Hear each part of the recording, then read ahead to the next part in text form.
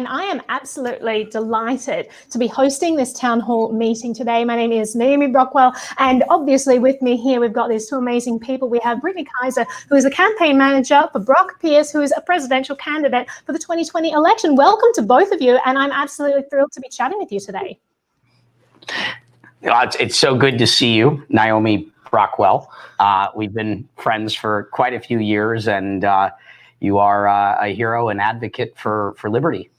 So, as are you, Brock, and I'm absolutely delighted to see you running and to see you talking with such eloquence about the most important issues, which include whistleblowers, privacy, data collection, all of these things that other presidential campaign candidates are just completely avoiding, which is a disaster in my opinion. So today we are going to be diving deep into the topic of whistleblowers. We're going to be talking in particular about Snowden. He's been in the news recently because Trump has been perhaps considering a pardon. I mean, that would be incredible if that happened, but let's dig into that. Let's talk about why whistleblowers should be protected. I mean, should they be protected? And we'll sort of go into freedom of the press and all those sorts of things. So let's start off right off the bat.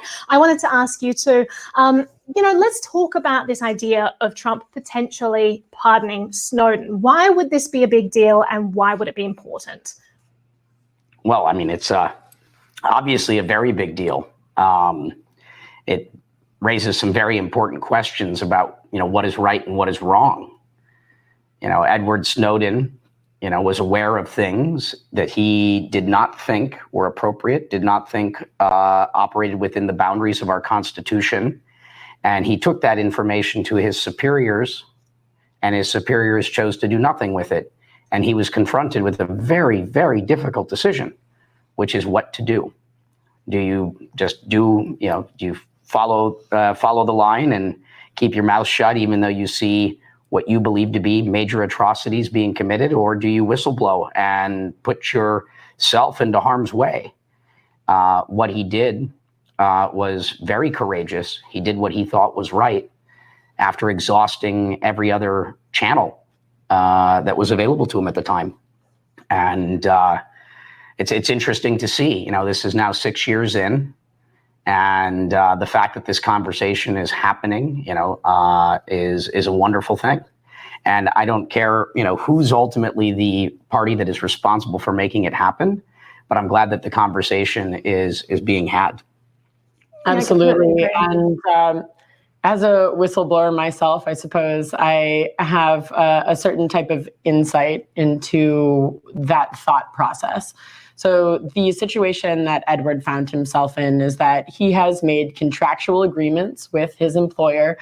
For me, it was a commercial NDA. For him, he had more serious documents that he signed specifically to have security clearance access, right? And once you start to learn that you are involved in perhaps systemic issues that are going on within your organization that either violate people's rights or even have a wider significance, it's called a crisis of conscience. And you are in a situation where you know that you have agreed not to say anything. Usually whistleblowers start to raise the alarm within inside of their organization. I myself had gone to my superiors many times about issues that I saw within the company. Edward and even other whistleblowers like Chelsea Manning did the same thing. They raised a red flag and they said, here are the issues. Can you please help me fix it? And after being told no, time and time again, we're in a situation where it's up to us to decide if we want to take the biggest risk of our lives.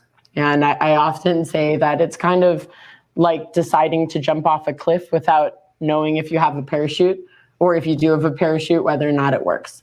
You don't know if you're going to spend the rest of your life fighting in courts. Most whistleblowers do. If you're going to be put on blacklists and never get a job again, if you or your family are going to spend the rest of your life being physically or even emotionally threatened, what's going to happen? A lot of whistleblowers, just like Edward, lose their freedom of movement, and others like Julian Assange lose their right to freedom.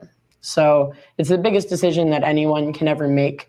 It's a very brave decision. And whistleblower protections need to be strengthened so that we don't have to be in a situation where we have to consider a pardon. That what he would have done many years ago in 2013, he could have been treated differently. Absolutely. And let's talk a little bit about the aftermath of this. Like, why is it important that Snowden did what he did? Because in my perspective, he fundamentally changed the way we use the internet today. Our association with it, the way companies handle our data, so much change in terms of encryption after his revelations. And Snowden said specifically, you know, the worst thing that could happen is if he reveals all this stuff and people forget about it and they just kind of move on. So what do you think the biggest change in our lives has been? What has been the most important aspect to come from these revelations? Well, I mean, he made us aware. He created mass awareness of an issue. I mean, prior to Snowden, encryption, security, surveillance was not part of the, call it, public zeitgeist. And, you know, he's probably single-handedly responsible for making the American people aware of these issues so that we, as the American people, can decide what we think is right. And, you know, these are things that are invisible, you know, generally to most of us. And to create that awareness, I think, is a huge thing so that we can have these conversations. You know, these conversations might not be being had if it weren't for him. I completely agree. It was only in 2013 when people started to think about their privacy and think about their data for the first time. And I think really one of the biggest privacy in the context of digital. Of course. Right. Yeah. Absolutely. And that's really when people started to have a conversation about their data.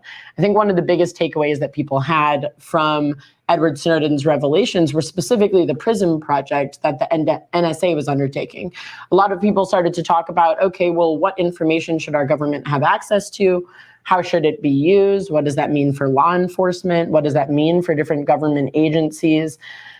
And one of the biggest things that I feel like has been re-brought up over the past few years, especially since the Cambridge Analytica Facebook revelations that Chris Wiley and myself brought out, were that companies are almost a bigger threat than government agencies because of the way that they collect data. Edward released tons of information about this, but it didn't seem to really take hold in the way that it is now, where we're starting to think about regulating big tech. We're starting to think about data ownership, who owns data, how can it be used, what types of permissions and transparency are going to exist. So we've really had a resurgence from 2013 to 2018.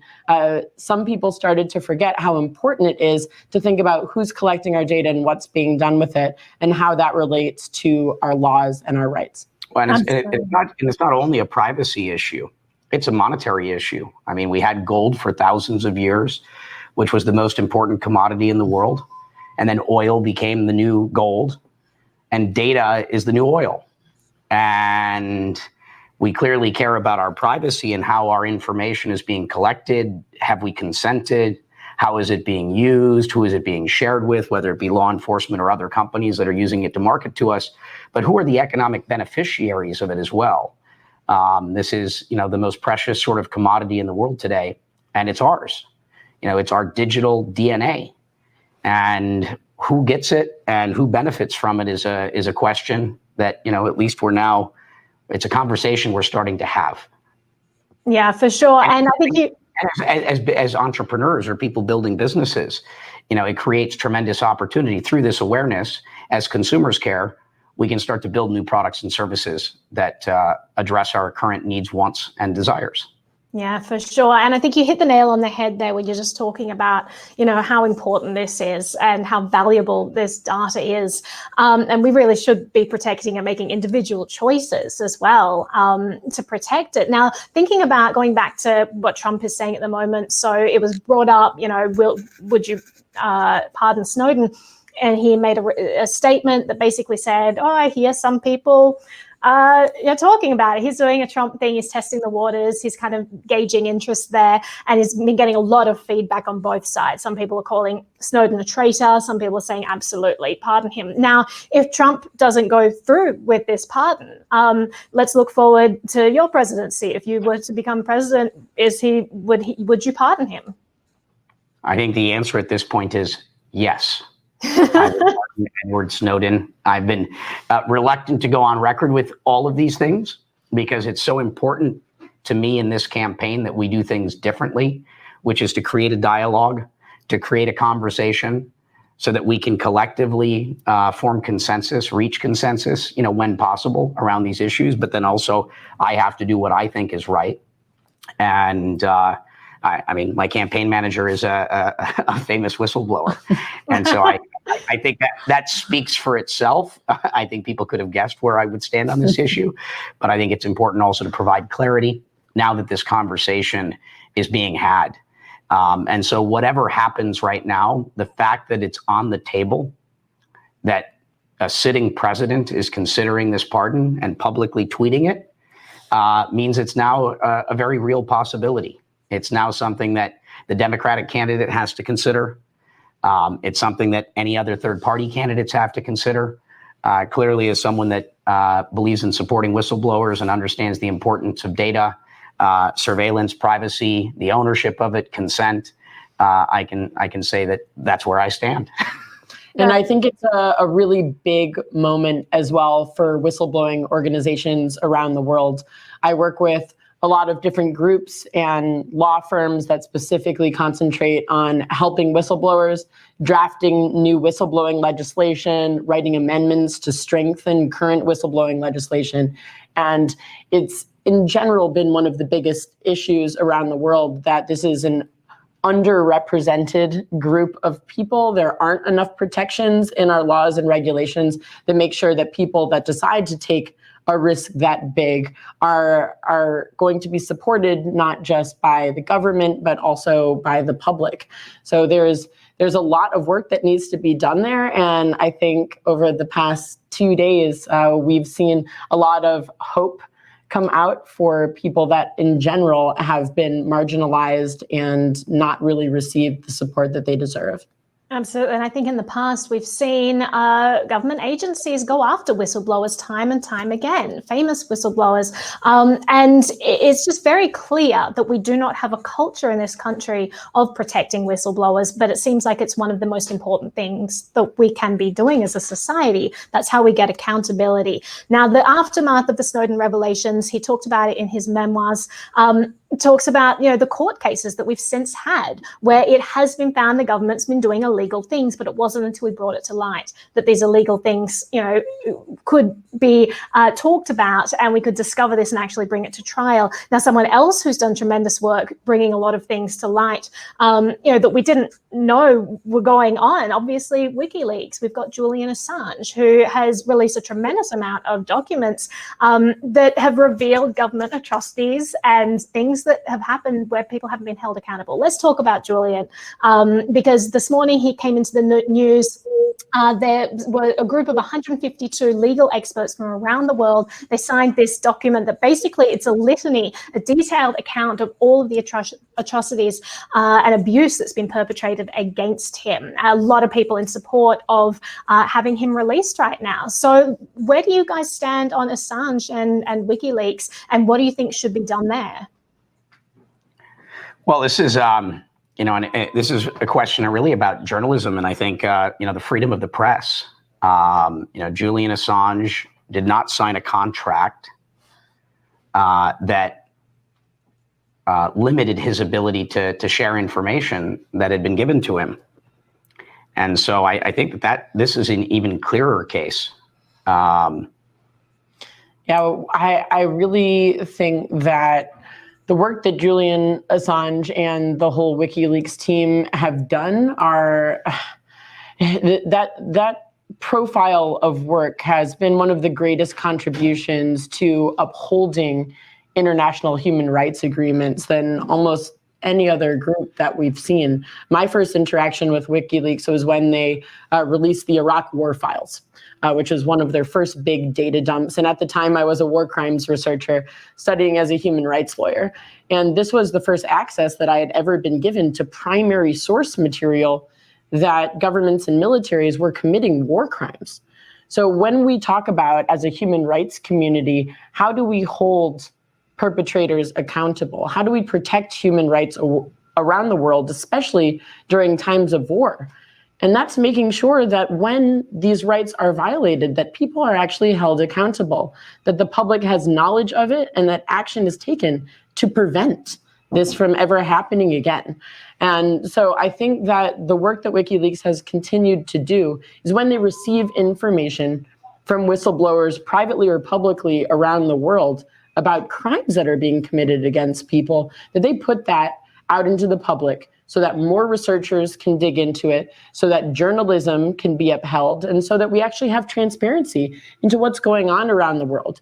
It's really a public service. And I think that journalists, number one, have been targeted specifically because they are the ones that are trying to hold people in power accountable. And holding power to account and having what power is enacting around the world be transparent so that we can judge for ourselves what is right and how we should continue forward is so incredibly important. So I do see this as a freedom of the press and freedom of speech issue.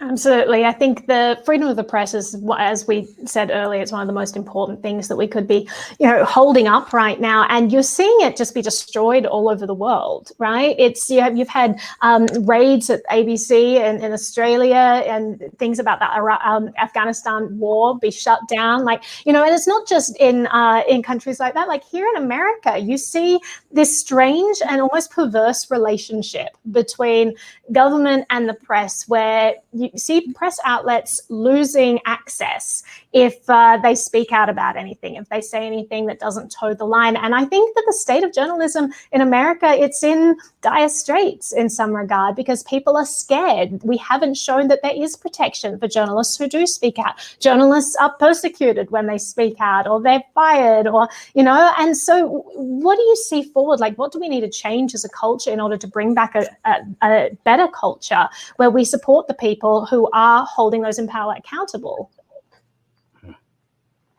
I do really think there needs to be a resurgence of a way for us to verify real news.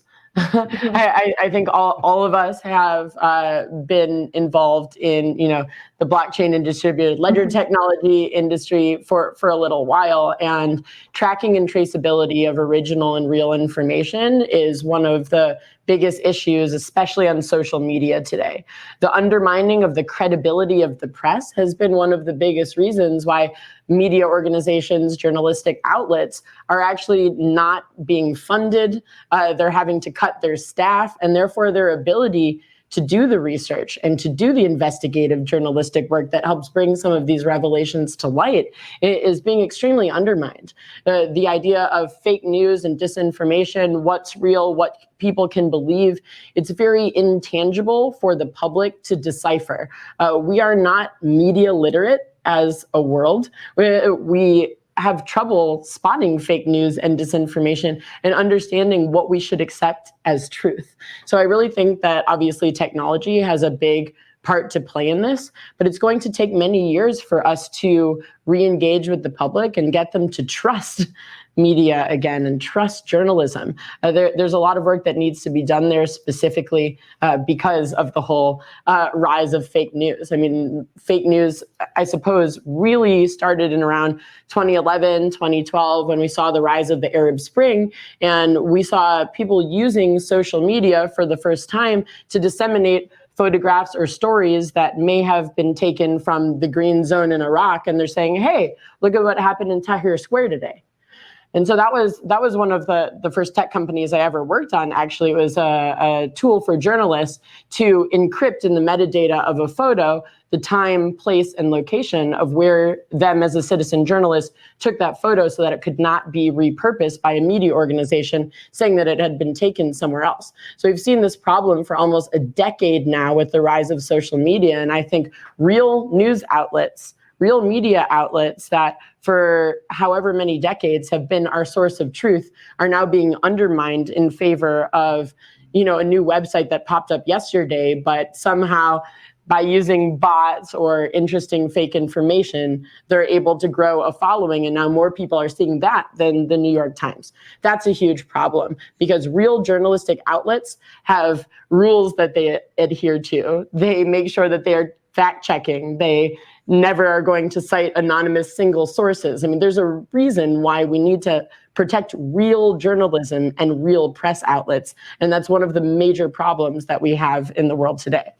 Well, Yeah. one of the other things that's worth noting too is what we're seeing in terms of censorship and big tech and the conversations happening there. And are these big tech platforms, are they platforms that are not responsible, or are they publishers? And this is a conversation that's also been brought up lately. And censorship matters, but it's also just business model. I mean, at the end of the day, what we do, we the people are also somewhat responsible. We have to be conscious of where we vote with our time, the discernment that we use and the sources of information that we choose to listen to. Do we even bother to do any fact checking ourselves?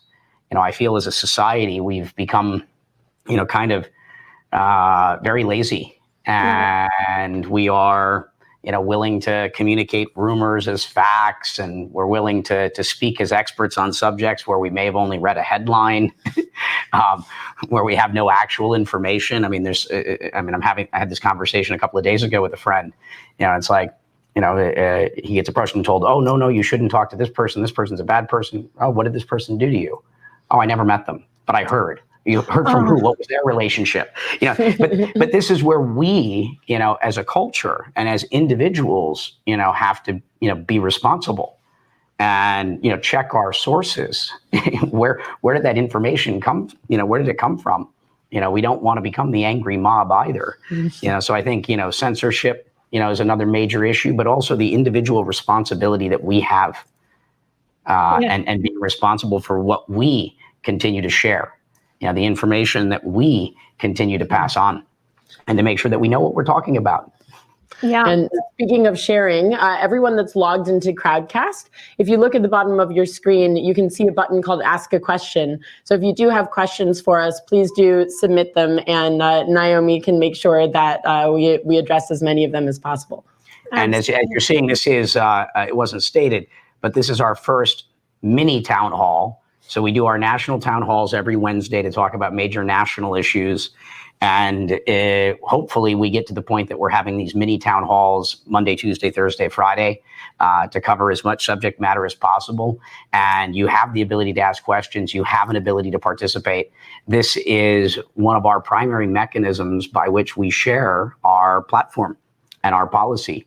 And we want this to be an invitation to participate in the conversation. This is, I think, the first time that we have the ability to participate in the development of a presidential platform. We're leaving this broadcast age or era where, the press and government talks down to us and tells us what to do and what to think.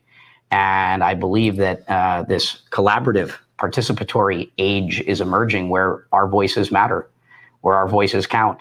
And so please share your voice if you have an opinion. I don't have all the answers. And I want to know what you think.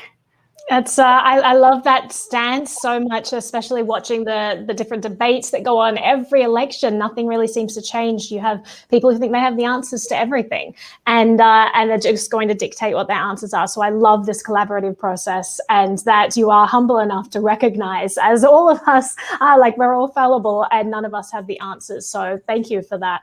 And just talking about, this censorship in media and not knowing what's truth and what's fiction. That's why I think on different sides of, like, there are different edges to this sword. WikiLeaks has copped a lot of flack because the way Julian Assange handled things is very different to the way Snowden handled things. Snowden took documents, handed it all to journalists and said, filter this, release what you think is good to release, don't release anything that could hurt anyone. And WikiLeaks has copped some flack because they just release unfiltered documents, and that's their policy to do so. And I think that there is something very important in the releasing of unfiltered documents so that people can see for themselves and make up their own minds. I was just wondering your thoughts on that and on the different strategies that each of these whistleblowers have enacted. Yeah, I can speak to that very specifically because I have myself released both unredacted and redacted documents. And the reason why I began with working with journalists, again, was to look through my particular documents with their lens of all the research that they had already done. Obviously, I was working with the Guardian newspaper to undertake my first whistleblowing release, and they had an entire body of research that they had already done and documents from plenty of other people so that they could put the most important revelations into context. Now, when I found that it took quite a long time for certain journalistic outlets to go through my documents or find them to fit into one of their other stories that already fit a narrative that they were writing about, I knew that there was so much more that the world should have access to. So I started releasing unredacted documents for two reasons. One, because after the Mueller report came out with tons of redactions, there started to be a public outcry over redactions. What are you hiding from us? What names are you hiding? Why don't we have the right to find out who you were investigating or who was involved, what you're talking about? So I thought it was very important to put out documents where people could have a full context, and if they want to look into it themselves, if they want to do further research, then they have the ability to do that. Now, of course, the only redactions that I have put out are to protect people's personal data.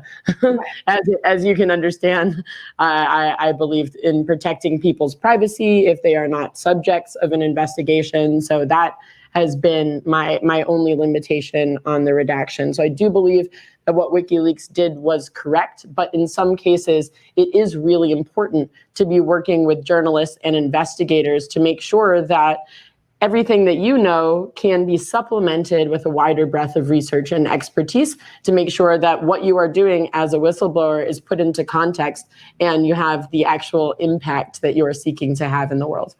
Right. And right now, just looking forward to Assange, Chelsea as well, who was ordered by a judge to be released from prison in March and was held literally just because she wouldn't testify and held for an absurd amount of time. It just seems like it was unnecessary torture there that led to all sorts of devastating things happening. So looking forward, Assange is currently being held in the UK in a prison.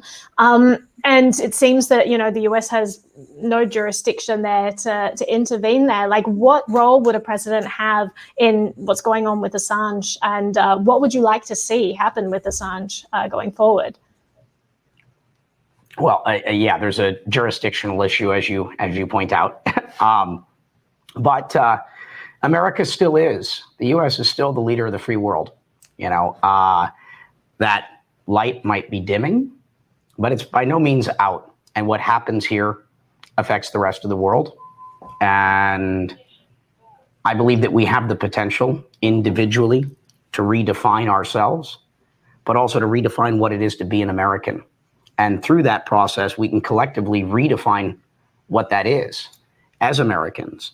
And I think that that's something that we probably need to do, and to know what we stand for. What are our values? What are our principles? What do we think is important? And I think that we've covered that here, that the freedom of press and freedom of speech is something that needs to continue to be protected. And I think through this country and us as individuals making clear our positions on this, we have the potential to impact, the rest of the world. And I think we just have to be very clear on what we believe in and what we stand for. United. I completely agree. I do think that if the United States decided to take a position that they were either going to pardon Julian Assange or drop some of the charges against him, then that would affect what the United Kingdom decided to do. We have a very special relationship with the UK. I myself have spent most of my adult life living in the UK and been very Anglo-American for the past 2 decades. So I think it's really important for us to recognize that, and that as Americans, the diplomacy that we do publicly, our foreign policy and even our national policy can affect the decisions that other countries make when we make sure that those partnerships are strong and that we're respected by our international allies. Absolutely. And there's one more person that I want to bring up before we go into answering some questions, because our participants have a lot of great questions there. I wanted to mention Ross Albrecht. So this is someone else that a lot of people hold up as being a political prisoner. They suggest that he has an unfair sentence and is currently in jail for things that are not proportionate to the crimes that he was convicted for. So I would love your thoughts on Ross Albrecht, and if as president you would consider pardoning Ross. Yeah, the Ross, I've met Ross's mother. Anyone that's from the sort of Bitcoin community is very familiar with this.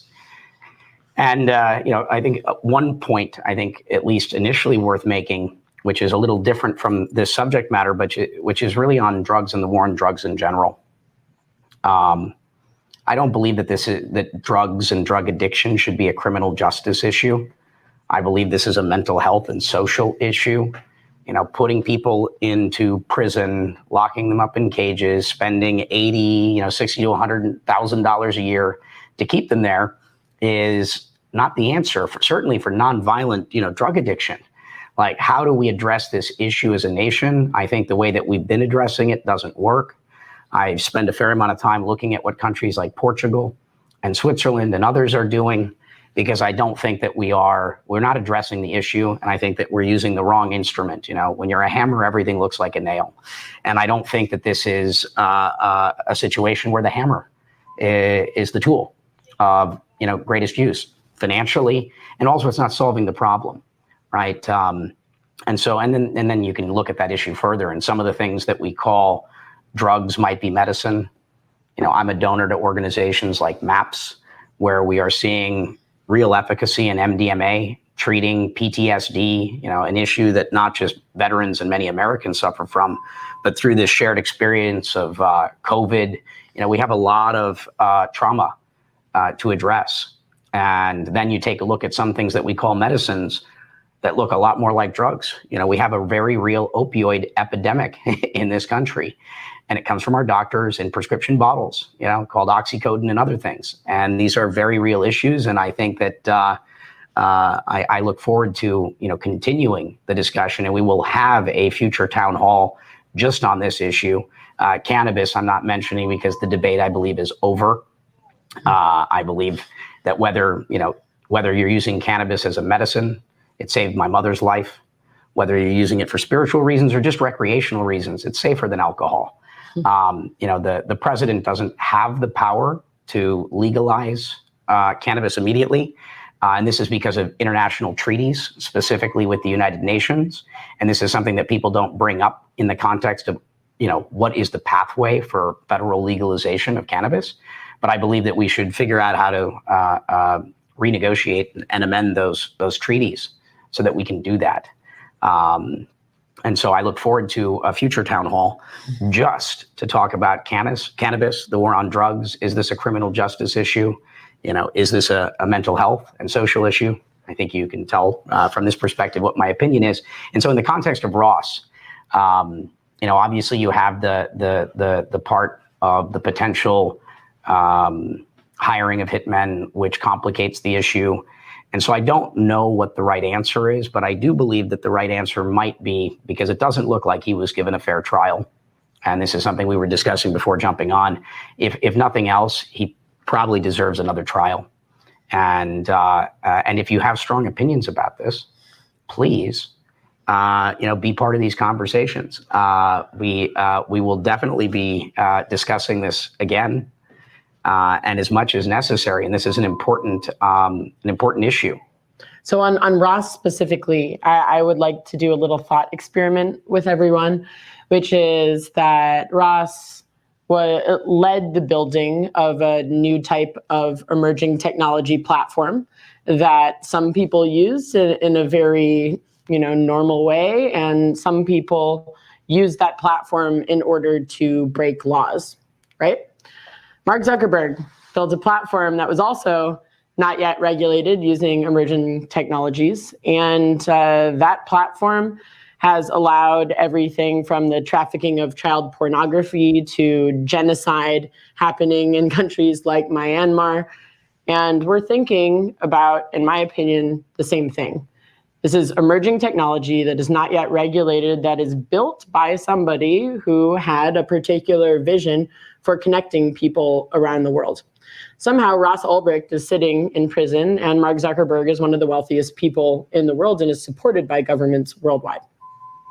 That is my problem with this situation, because Facebook has caused a lot more damage, not just to democracy, but also to the lives of people around the world than Ross ever would have dreamt to with his platform. So I think we need to give Ross another chance.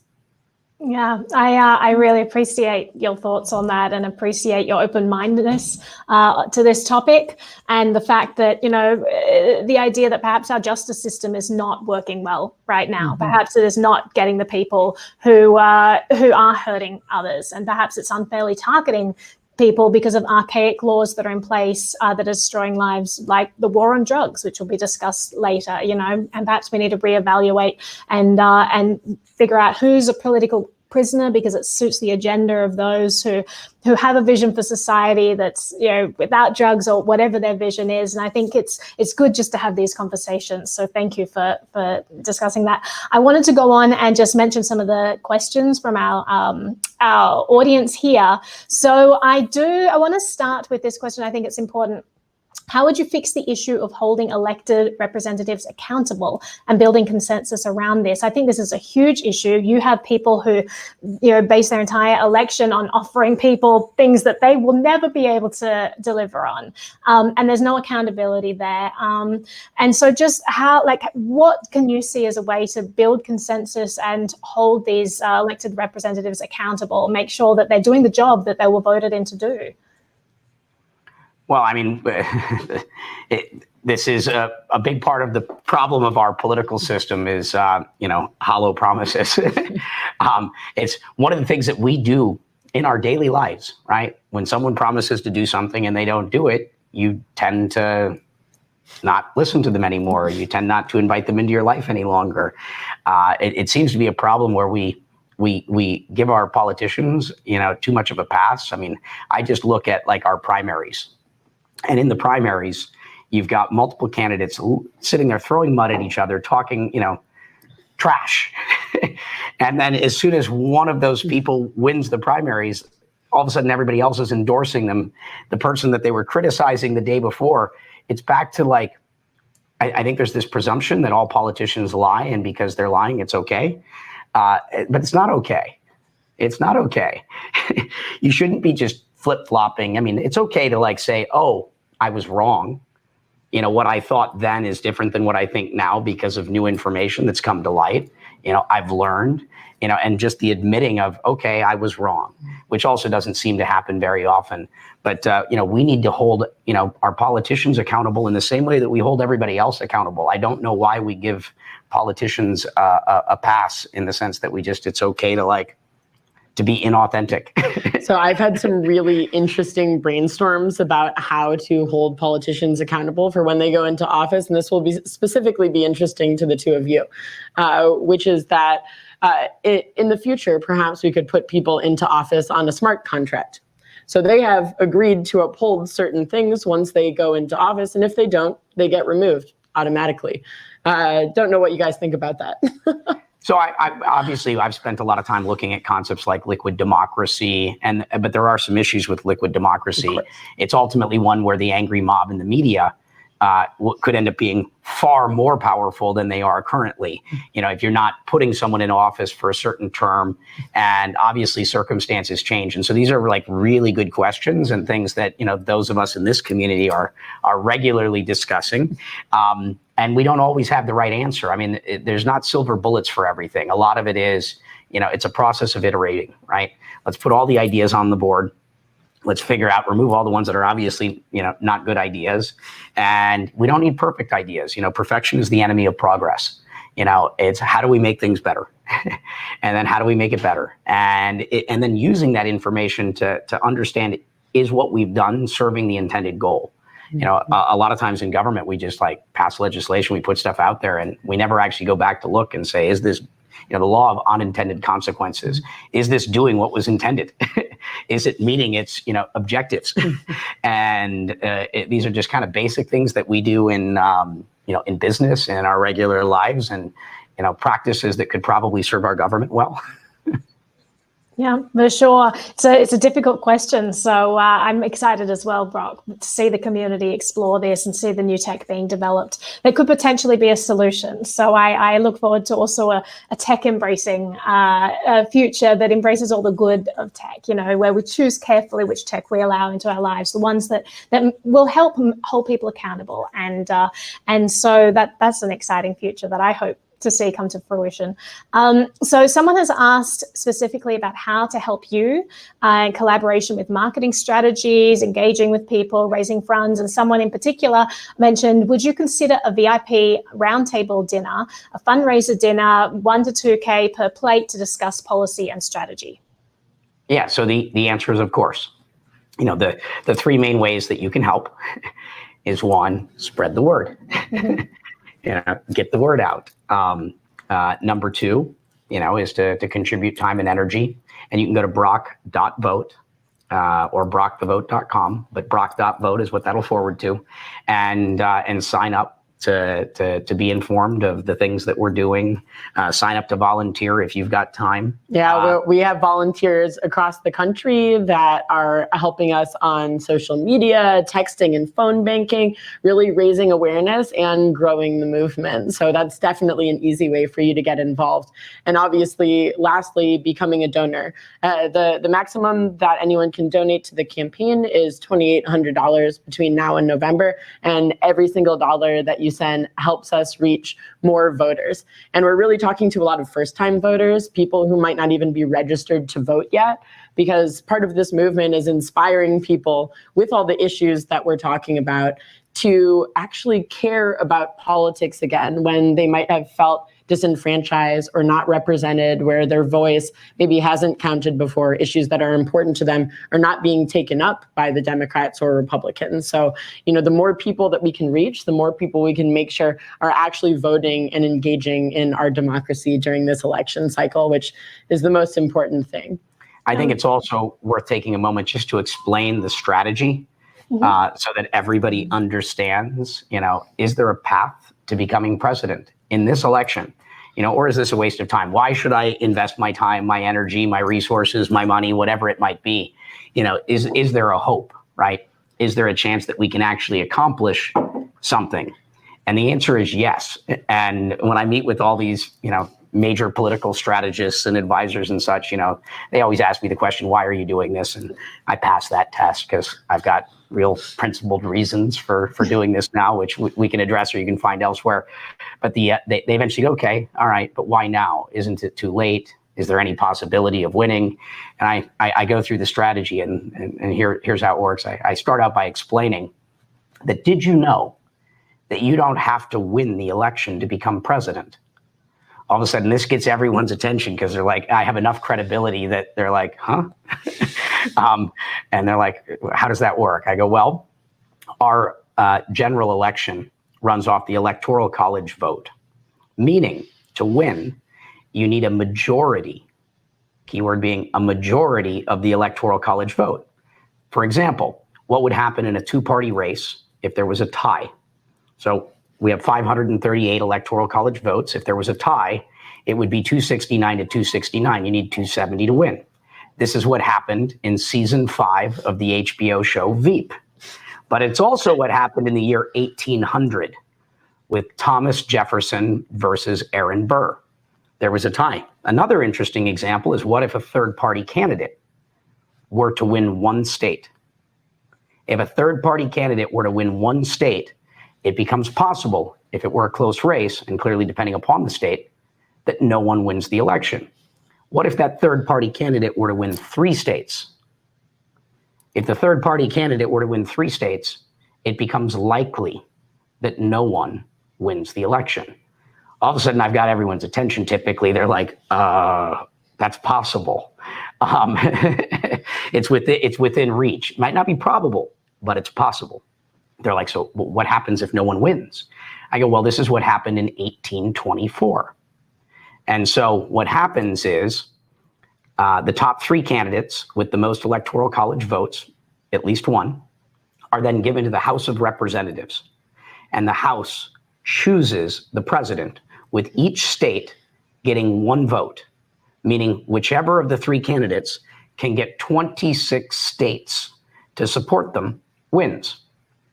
Every time the House has had to choose the president, they've always chosen the third place candidate. All of once, that is, but you know, we still have precedent. and history on our side. And so that would be a compromise, sort of situation, which is very possible in an election year that is this divisive. All of our models for the most part show that it would be a split, that there'd be a gridlock. And the question is, would the Republican states and delegates switch sides to support the Democratic candidate, or would the Democratic candidates eventually switch sides to support the Republican candidate? Or, like they did in 1824, would they come to a compromise and choose the third party, nonpartisan, in this instance, candidate? And so, everyone's always a little surprised because there's actually a strategy. And so we're not running a national election. We're focused on winning 3 states. With 3, Brock? Well, we're going through a process of data analysis. And so we're on a lot of ballots. But one of the states, which is clearly on the agenda, is Brittany's home state, or current home state, her state of residence, which is the blockchain state. Wyoming. Wonderful. And so if you're in Wyoming, we're definitely, please come register if you care about any of these issues. It matters a great deal. My home state, the state where I was born and raised, is Minnesota. And so I was just in Minnesota before coming here. Minnesota is a potentially very interesting one. And then there's a host of other states worth looking at, whether it be Alaska, Vermont, Utah, Colorado. There's a number of states that could be interesting. North Dakota, Iowa, Wisconsin. And so we're trying to figure out what are the right states to focus all of our energy on. And we're going through that sort of data analysis right now. Great. Well, it has been such a joy chatting with both of you. It's great to hear a campaign that has a strategy, a third-party campaign that has a strategy forward, and also a third-party campaign that cares about privacy, digital privacy, cares about freedom of the press, and cares about, most importantly, protecting whistleblowers. So this has been really helpful, I think, to a lot of viewers who want to know what you stand for and whether or not you are their candidate of choice. You may have found some converts in this chat today. So thank you so much. We've run out of time now, but it's been wonderful chatting with you. Thank you so much to everyone who's provided questions, who joined us here, who've been watching. It's been great. And best of luck to your campaign going forward. Everyone in Wyoming, get out there. Thank you, Naomi. Thank you, Naomi. Thank you, everyone, for joining us today. Looking forward to seeing you on our next upcoming town halls. We have one tomorrow about issues that specifically affect Washington, D.C. And then on Wednesday, we're having a full national town hall about voting. Everything from the recent issues with USPS to voting on the blockchain and how you get registered and involved this election cycle. So looking forward to seeing you all there. Great. Thank you for tuning in.